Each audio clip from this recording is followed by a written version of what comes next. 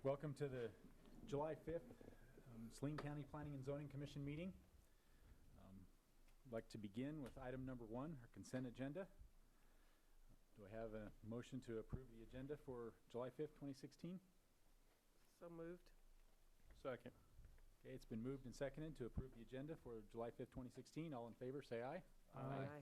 All opposed? Okay, motion passes. Second item is approve the minutes for the June 6th, 2016 meeting. Any discussion on those minutes?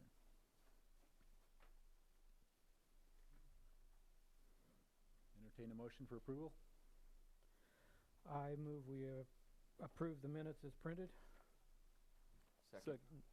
Okay, it's been moved and seconded to approve the minutes as printed for the June 6th meeting. All in favor, say aye. Aye. Any opposed? Okay, motion passes. Item number 2, SE 16-101, transfer of development rights. Staff? Evening, Commissioners. Before I start, just a reminder for everybody on Access TV, please talk into your microphones so that it can get recorded properly and play back properly. I think you're all pretty good at it, just a reminder. See if this is going to work today. Hang on, I'll be right back.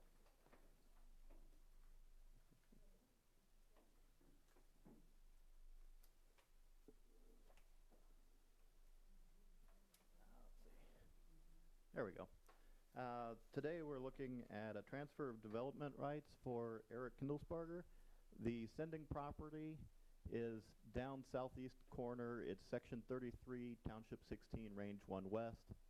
And the receiving, basically it's Kip Road on the county line down there.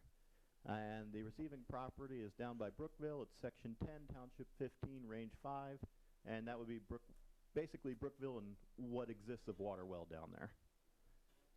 Just a reminder for all the new commissioners, transfer of development rights. We allow so many developments in agricultural land. Typically it's one development, one house for every 80 acres.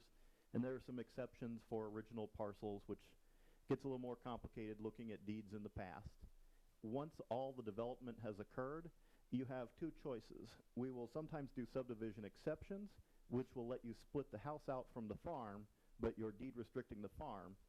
And what we're doing in this case is transferring a development right to the property. The sending property has to be located in the floodplain because we're trying to pull development out of the floodplain. It has to be 80 acres or larger. It has to be agricultural zone and retain that. If there is no more development allowed on that property, it has to deed restrict to no housing. It's still allowed to farm. It can build a farm building, just can't build a house. And then it has to be owned by the same person for the last 10 years. The receiving property has to be more than 3 miles from Salina. It has to have adequate roads, and it has to be a new lot.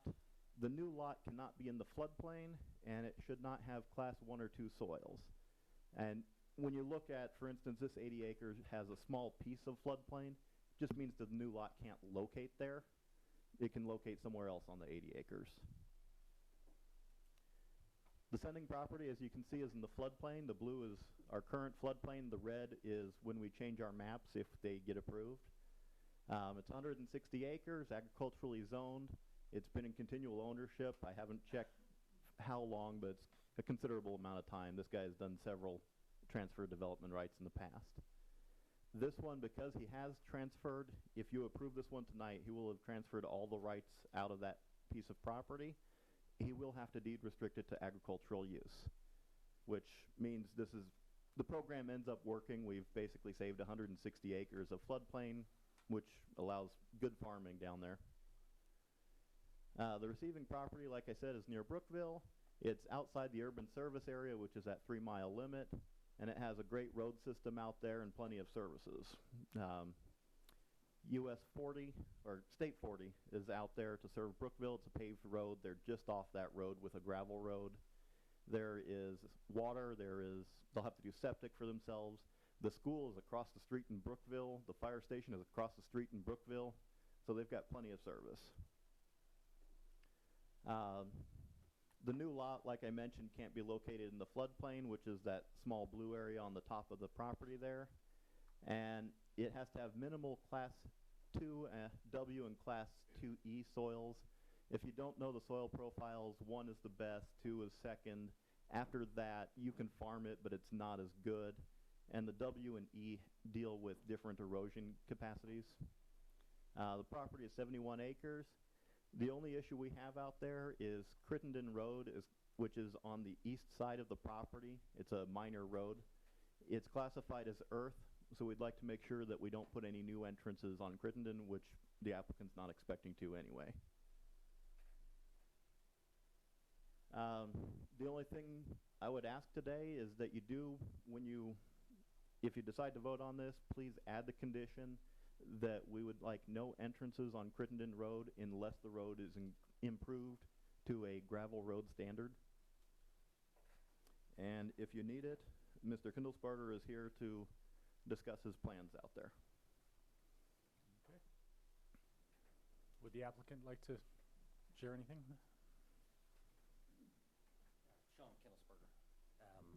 I guess he pretty much explained everything. I don't know if you got any questions for me. We're just planning on building a house. About in the center of the property. It'll be way up from the floodplain there. Okay. And we've already water, power, everything's right there. So. Any questions from the commission for the applicant? Okay. Thank you. Thank you. Are there any other public comments on this application? Okay. Seeing none, I'll bring it back to the commission. Any comments?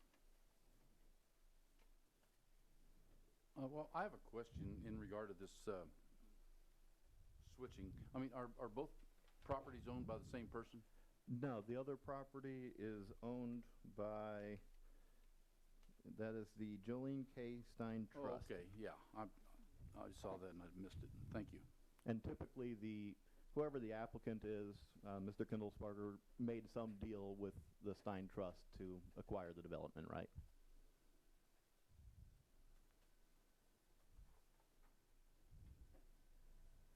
Any other questions or comments from staff or from commission? So I would make a motion for approval of TA 16-101 with the amendment added, no entrance be created from Crittenden Road unless it's improved to gravel surface. I would second that. Okay, it's been moved and seconded to approve SE 16-101 with staff findings 1 through 6, adding the additional finding, the no entrances off Crittenden Road unless it is improved from to a gravel status. Any other discussion? Okay, all in favor? Raise your right hand. Any approved? Any opposed? Okay. Motion passes. Thank you. All right. Moving right along. Item 3. That's it. And like I said, Mr. Kindlesbarger, we're done with that. We'll send an approval letter to you within the week. And you're more than welcome to stay and talk about home occupations if you want. All right. Item number 3, TA 16-101, home occupation codes. Last month we had a preliminary talk about home occupation codes. We're trying to loosen it up so that we can do a few more things with home occupations out there. And I'll kind of go over this quickly because hopefully you've seen most of it, and those that weren't here, I hope you read your staff report. We always have a statement. Oh, I should always start out with what we're doing tonight. If you decide to vote, you don't have to. You can always continue. You can always ask for more information or have another public hearing next month if you need it. What you're doing tonight would be voting to recommend approval or not to the county commission. The county commission would then have to vote to finally approve this or not, and the codes would not go into effect until it's published in the paper. To make a recommendation, you can make any recommendation you would like and phrase it any way you'd like to do it. What I typically recommend, if it's a clearly stated change, you want to add a word, take out a word, something like that, just make that as part of the recommendation. We'll make those changes and bring it to the county commission. If it's still an issue that we're not able to phrase simply, then we should probably come back and talk about it some more. When you make your recommendation for any zoning text change, it takes a vote of the majority of the entire body For that, it would be 4 votes. But for example, if 3 of you are missing, it still takes 4 votes. I'll start with all this. The statement of purpose. Anytime we have a code, we should provide a statement of purpose. Why are we writing this code? This hasn't changed. We still want to have home occupations in the county. The registration.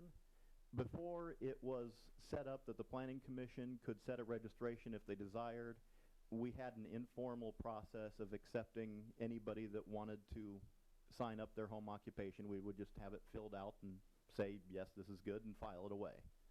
What we're setting up here is it would still not be a requirement, but if you were to sign in your home occupation, that would allow us to put in more signs for the home occupation. So it gives them a benefit for signing into the county so that we know what's out there. What it does for us, when the neighbors call in and say, what's going on out here, we can just look at the file and say, well, there's a home occupation, it's fine. And then we're putting in that no fee would be charged for a home occupation. So you're telling me people are not required to notify you they have a basic home occupation? Correct. Unless there's a complaint filed, we would not be knowledgeable of that? Correct.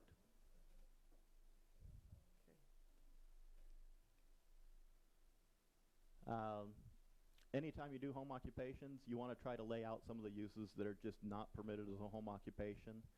Typically, that's anything that would create too much traffic, too much noise, somehow too much activity, or change the character of a neighborhood. Adult uses, we don't want them for obvious reasons. Same thing goes with alcohol sales. They would, 1, generate considerable traffic. 2, nobody really wants to live next door to that if they can help it. Not running out of a house. Some things like kennels and shooting ranges will create a lot of noise. This isn't saying that they're not allowed. They are allowed through a conditional use permit process. They just wouldn't be automatically allowed through the home occupation process. And then bed and breakfast we had talked about before. Before it had mentioned lodgings and anything like that. We wanted to make sure that we are allowing things like Airbnb to exist and room rentals. So we just put it down as bed and breakfast, which again, it's a conditionally permitted use. We just don't want to see, if too many show up in one area, it changes your neighborhood from a neighborhood to basically a bunch of hotels. And I'll stop there in case anybody had any other uses that just need to be on the no list. Like I said, it's not rejecting the use, it's just pushing it off to forcing a public hearing with a use permit.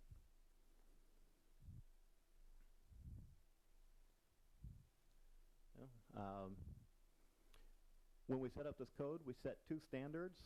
One is for home occupations, which would be allowed in any home, anywhere. The other is a rural occupation standard. That is set up more for houses out in agricultural zones. The home occupation, we set up an intent, which is to allow for an occupation inside the house. This is basically for our residential zoned areas that are a little closer together. So the rules that are in place are a little tighter than the rural occupations. These are basically the same rules. We haven't changed it from last time we talked, but these are basically the same rules that we've always had in effect. Has to be done by the resident or somebody living on the property. No display to really indicate that it's a home occupation of some kind, that it's a business. No outside storage of materials. We had changed it from 3 children to 10 children. Once you're past 10 children, KDHE starts wanting bigger permits, and it really becomes a daycare center. But at 10 children, KDHE has some kind of a home daycare permit, which it's a lower level permit, which makes it easier for everybody. No outside employees, which has been the same for everything. The buildings have to keep the residential character. And then no more than 25% of the home should be used as a home occupation. This is basically 25% of the home is a good amount of the area, considering most people just use an office. Accessory buildings we've allowed to be part of the home occupation, but nothing that would exceed the square footage of the house. And then the use shouldn't impact the neighborhood. I have my same examples as last time. Shooting ranges, we wouldn't allow them, but we do have CUPs for those. Something like an accountant, it doesn't matter. You're taking up a small bedroom in your house, we would allow that with no question. Something like a vet can be a little more questionable depending on what they're doing exactly. The clinic is inside. The farm animals that they have outside, we wouldn't consider storage. Those are farm animals. It meets all the home occupation rules, so we would probably allow that. If it gets to something that starts allowing more outside storage, then we start having questions. The rural occupation standard, the intent again is to allow, right now we have the same standards, our home occupation standards apply to any property. So even when you own a 40-acre piece of land with just a house on it, you would have to apply to that stricter standard. And what we're trying to do is loosen that up so that you can do a little bit more when you're in an agricultural area. A lot of the rules are the same, that you have to live on the property. The outside storage, you can have it as long as you screen it from public view, which is easily done. When you have land, you're usually far enough back from the road that nobody can see it anyway. If not, throw up a hedgerow or throw up a fence. Same thing with the 10 children. We had talked about this last time with the number of employees. I originally just set it as 2 as a starting number. We talked about it and went to 5 full-time paid employees, so we've changed that. Building still have to keep a rural character. No more than 25% of the property or 2 acres, depending on the size of your property. When you look at it, 2 acres, if you can't get a small business done on 2 acres, we need to talk, and we should probably start talking commercial business. Use still shouldn't impact the neighborhood. The median size of all properties within 1,000 feet should be greater than 3 acres, and the property should be agriculturally zoned. The median size, we do that because we have a lot of 3-acre or smaller lots that are zoned agriculture, or we have agriculture next to rural areas where there are small lots. So we want to make sure there is some protection for them. So instead of automatically allowing something that would have a lot of outside storage or extra noise or something like that, that is something that they would have to go to the Planning Commission to look at. I can't automatically approve that. Complaints against the home occupation. If there is a complaint, then we will take it to the Planning Commission. We'll treat it the same as a conditional use permit. If there's an appeal and anything that comes up, for instance, when I tell you that, well, you have too many small lot houses around you, then we take that to the Planning Commission. So it's something that you can instantly override me and go straight to the Planning Commission.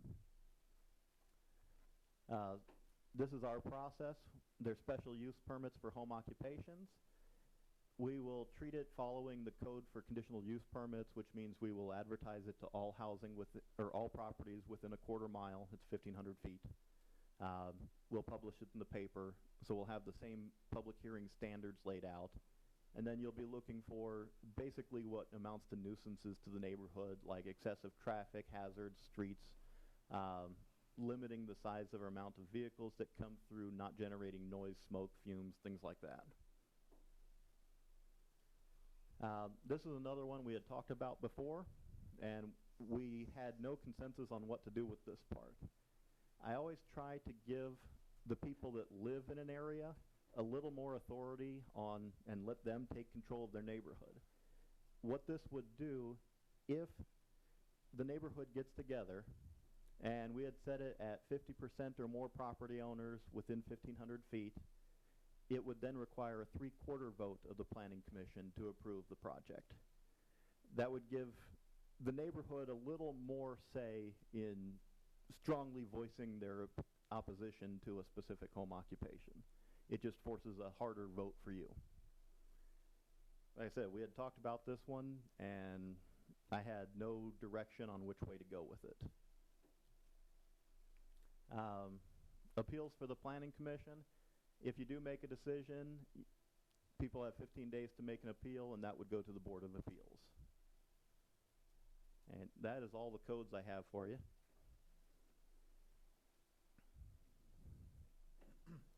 Commissioners, do we have any discussion on presentation from staff?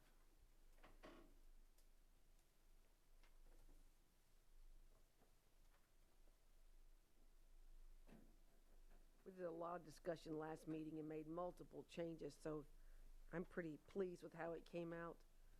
And I'm glad the surrounding property owners are gonna have some authority. I'm in agreement with the 75%, three-quarter vote, so. I'd like to know about outside storage. What are we referring to? Give me the classic example of outside storage that needs to be screened. The best example would be a contractor. Typically, they'll store extra lumber, or if you have an HVAC contractor, they'll store extra parts for an air conditioner. Most of the time, that's just stored up by their barn. A lot of times, they'll store it in the barn. We're just making sure that it's not all stacked next to some guy's house. It really shouldn't be hard to screen storage. Or maybe like that one gentleman who ran a mechanic shop out of his home. Right.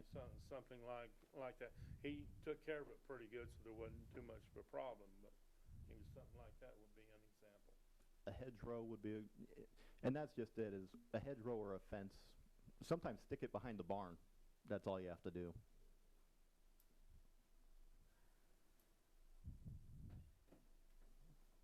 Any other comments, commissioners? I,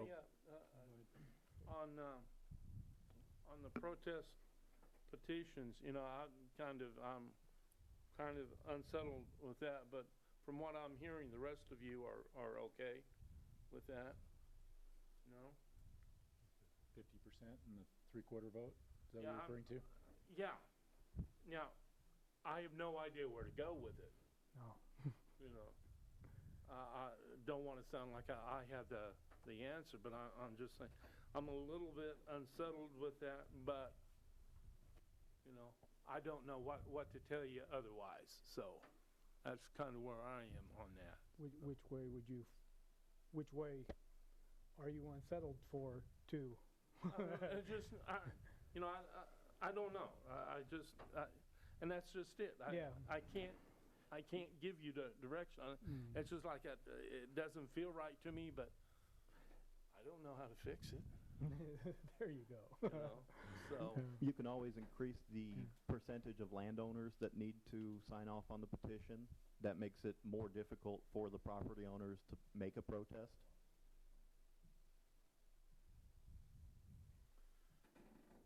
Let me understand this right. Now, if a boy has a farm implement junkyard, he could have that thing all over the place, but if a guy has a heating and air conditioning business, he has to have it hid. Am I understanding that correctly? The way the state works, agriculture is exempted. It don't hardly seem right somehow, does it? Doesn't hardly seem right somehow. Or if we have let's just stack hay bales out there because we like them. We got a fire hazard. We got trucks hauling them in, hauling them out, but that's okay. And the guy has a heating and air conditioning building. He can't do that. I think we're being very prejudicial. And I think we're opening up a can of worms where here we're restricting the guy's property. I'm kind of like you. I don't know the answer to it. But there's in there a part that whenever you move to the country that you understand that you're moving to the country and it is a country setting. I wish everybody understood that. Well, maybe when they start fussing you or show it to them and say, there's the door. I mean. But we're talking about 2 and 3 acre properties, and if they line all those I thought we had to have HVACs 80 acres to even put a house on it. That's what that guy was here a while ago. We had to have 80 acres to put a house on it. We've let these subdivisions develop and we considered them rural, Okay, so that the 3 subdivision's got their acres own deals, correct? Subdivisions have their own. covenants Yes. Well, some do and some don't. True. Some of the RA properties there do you not. are. Then if you move in one of those, it's kind of like the HOA deals. If you like those kind of restrictions, there's places for you to go, and if you don't like them, there's places for you to go. And what I see us doing is making an HOA here that we're restricting people's property rights because of sightliness. I've got a guy that lives down the street from me. I don't know if he's ever started that tractor except for moving from point A from this side of the road to the other side of the road, and I've seen it 4 years, hadn't done a thing with it, and he's got more junk out there, but that's his business. I don't have a problem with it at all. It devalues my property, but that's part of the game. I knew that before I moved there. And so I feel like that's the way it should be. And by limiting whatever business wants to be, suppose a guy has trailers, truck trailers. He bought him some land in the country so he could get those. He can't have them in town for crying out loud. And so he buys them placed in country parks. And well, somebody comes by and says, well, we don't like those truck trailers out here. And you can get the neighbors together. They'll take care of that business. Okay, well, if he's hauling hay with it, it's okay. But if he's hauling produce, it's not okay. I'm just throwing things out here. We're getting into somewhere, getting into an area that we're restricting people's property rights, restricting their way of making a living. On and on. I won't argue with you. I happily fit under the agricultural exemption and happily and hate to see that go away. And I can understand the other side. I really can. I'm happy to have the exemption and hate to put it on somebody else. I can see both sides of this story. It's a difficult fence to straddle. In this case, we are taking our very restrictive regulations to a lot lighter level so that we can allow a lot of this stuff. So businesses that do things like trucking, the worst we're going to tell you is screen it somehow, park it behind the barn, put up a fence. The increasing the employees made it a lot more palatable for me. Right. Where before you were not supposed to have any employees. Throw another worm in the can out here. I know a lot of farmers that in the off season they run a trucking business. So we're going to allow them. They're going to have 2 trucks for the farm. They can't use a truck to haul scrap iron down the road, or they can't haul produce, or they can't haul whatever other than farm products. See, and some of those guys have 10 trucks or more, and that's how they get by. And it is just a get by deal. Camouflaged as a farmer. Yeah, and so I think Leslie said it right. It's for the most part of the farm. It's very difficult to separate some of that out of the farm, because when harvest time comes around, somebody has 10 trucks. Granted, he's one person, he's not driving it. He's going to hire 10 drivers while he runs that combine and keeps those trucks running. Now, on the side, if he happens to run a load of something else, okay. yeah, but that's the point I'm getting at. If the neighbors don't like him run that point of something else, then here we go. And My that's, understanding is anybody can bring a conditional use permit back to us for a different. We're trying to make this simpler where he can approve some things without ever having to come to the commission, right? Right. So if there's any complaints, concerns, disagreement, they can bring those back to the commission for us to hear that individual situation. I just hate to see us involved in whatever.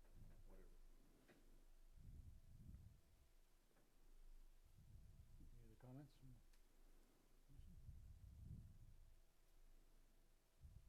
All right. We need to open it to the public for comments, or? You should open it to the public for comments and then any more discussion. All right. Is there anyone from the public that'd like to take some time? Bobby George, Salina. One question I have, probably directed towards David.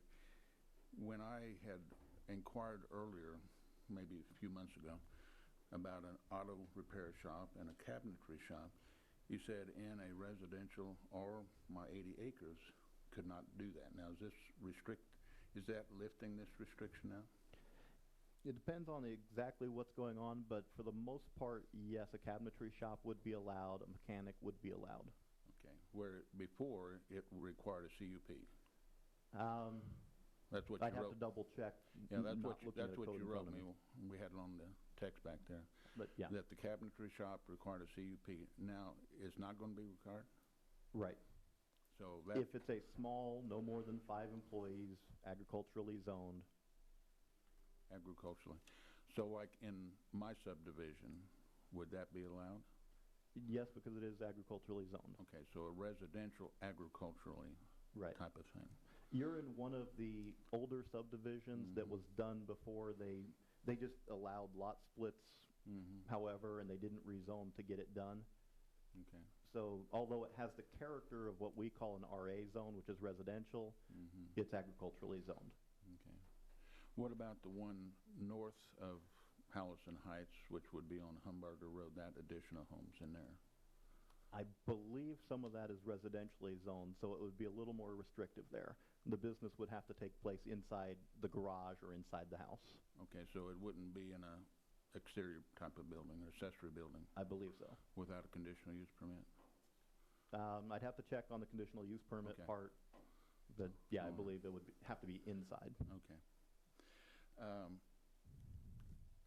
I'm with Tom here on this property rights thing. It seems like even though the limitations are less restrictive, having a bigger boat makes it more restrictive. If the people take up a petition, then instead of a majority, you've got to have more people here, so that could make it more restrictive, it seems like, in some ways, to me. And again, I think instead of a code or a rule or a law being developed concerning property rights, we're developing laws and codes built around complaint, a complaint-oriented code. And I understand giving David direction, and I understand people complain and call in, and he has a way of saying, you know, hey, this is all right and all that. But it seems like to me over and over again, instead of looking at property rights and building the laws around those, we're more worried about people complaining and building laws and barriers and cushions or whatever you want to call it around their complaint. So those were my two comments and questions from David. Thank you, David. Thank you. Anyone else like to speak?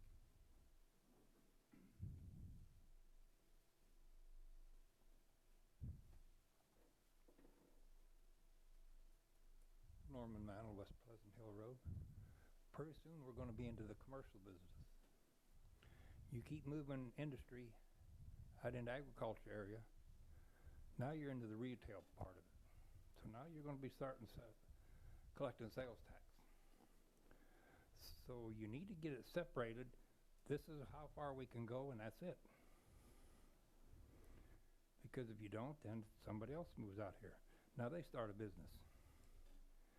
Now we're back into the sales tax issue again, which is revenue for the state. It's going to turn into commercial. Okay, thank you. You know, I think old Norman said something there. That might be a separation. If you got to charge sales tax, it'd have restrictions on it. If you don't charge sales tax, that'd be something else. Just a thought. Unfortunately, most businesses will be required to pay a sales tax to the state. I don't know all the state laws on sales tax and everything like that, but the majority, if you create a product of some kind, you will most likely either sell that service or product, which means you're now paying a sales tax. No agricultural products pay sales tax. Agriculture is exempt anyway. Yeah, that's what I'm saying. So that would be the sign. If the guy's peddling whatever, then that would restrict it. I'm just throwing it out there. Thoughts? Okay. Thoughts? Well, except for sales tax isn't under our jurisdiction. I mean, Yeah. that's up to the business owner to take care of whether it wants to be legal or not. Yeah. That's what I say. What are we doing in this? Back again on this sales tax issue. They're slowly taking our tax exempt statues away from farmers. If any of you went and purchased oil lately at Orchlands, you're going to pay sales tax. So, like I said, it stops here. If you want your rural living, because you're asking for it if you bring this commercial stuff out there, whether you like it or not. Big Brother's going to come and get you. Thank you. Any other comments from the commission? I guess one thing I have, something that Mr. George was talking about, what would be the alternative? That would be a question I would kind of throw out there to you, rather than having it just a complaint driven, and I understand what you're saying. What's the alternative? Well, that stumbles you and me both. I'm just saying, I'm all for loosening the reins on home occupation and rural occupation. My point was basically to the idea that you countered that by making it 3/4 of a vote if there is a complaint out there. And we're building that part of it around complaint, where all of this, you know, here's a protest petition, and that almost, to me, counteracts everything you're trying to do over here in releasing and letting a guy use his property. See? So I would say if you went back to the 50%, that would be a big jump forward. You know, instead of the 3/4, if you went back to a majority vote on a, because there's going to be people complaining, like Tom talks about. You know, the guy buys your place might complain about your neighbor. You know, with all the junk on there. So you know, he's had all that junk on there forever. It's his property. You respect his right to have it. But when somebody else buys your place and moves in, all of a sudden the rules change, don't they? See? And that's what I'm talking about. Just narrow that back down to the majority. And I appreciate the fact that we've lessened all these other restrictions, because I think anything that lessens the restrictions on people using their property is a good thing. And but keep in mind that things change. When we moved to our residence on Shipton, we had to go around, because of the covenant and what we were advised by planning and zoning back in '86, we went around to the neighborhood and got their permission, signed their permission, had their signed permission to have our kennel. Well, over the years that changed. The whole complexion changed. And only one person is left there now that had signed that. And when she remarried, her husband didn't like the kennel, so he made the complaint. So that got the whole thing going. So, you know, things change, and I'm just saying, if we brought it back down to the 50%, at least the property owner would have a better chance, because getting 3/4 with a room full of people, you know, could be a big problem. I don't know, did that answer? The 3/4 vote is of this commission, is that correct, David? Correct. Yes. So, Sure. so if you take it back down to 50%, that means only half of us have to vote over to restrict you. Otherwise, it's 75%. Isn't No, the complaint would Am I be, missing something there? I believe, if I'm stating this correctly, what he would like to see is the simple majority vote. So, for instance, today there are 7 of you. It would take 4 out of the 7. What we're looking at here is, if there is a protest petition, it would require a 3/4 vote, which would be, forgive my math, I want to say 5 out of 7. But that's to allow it. But that would be to override the To complaint. allow whatever business. I'm say that in again. reverse Yeah. then. to allow or to not allow, you know? Okay, you say it's Well, to allow, We'll bring up an example. You had brought up a carpentry shop. Yeah. Somebody complains that the carpentry shop has a bunch of lumber stored outside or something. As an example, if it's a rural occupation, I will tell the guy to put up some screening while we bring it in here, and you know, he has the screening, he meets the rules. I wouldn't see why the planning commission would vote otherwise, and I'll be telling you that he meets the line of the rules. But in a case like that, let's say there is a protest petition. It would take, and again, forgive my math, but I'm pretty sure it's 5 out of the 7. If there was no to allow the carpenter shop to continue. If there was no protest petition, it would be a 4 out of 3 vote. So the protest petition would not necessarily mean a negative vote towards the property owner. No, it just means more of the planning commissioners would have to vote. No. Well, I'm going to go with the yes side to keep it positive. Okay. Let's say that the motion is to approve the carpenter. Mm-hmm. Instead of taking 4, it would take 5. Okay. On the no side, it would just take a majority, as it always has. Okay. That I did not understand then. Okay. But I always tell the Did you planning under- commission I to didn't- please vote positive. Okay, so on a positive vote, it would take 3/4. Correct. On a negative vote, it would take majority. Correct. Okay, I didn't pick that one up. So, But this is also why That's what I I, understood, yes. this is also why I always say vote in the positive. Sure. Because what ends up happening, if you have a negative vote and you don't get the vote, only 3 people vote negative, then nothing happens. It's not approved, it's not denied, we continue on. When you vote in a positive, when you make a positive motion, if the vote passes, it passes. If it doesn't pass, then it's denied. Okay.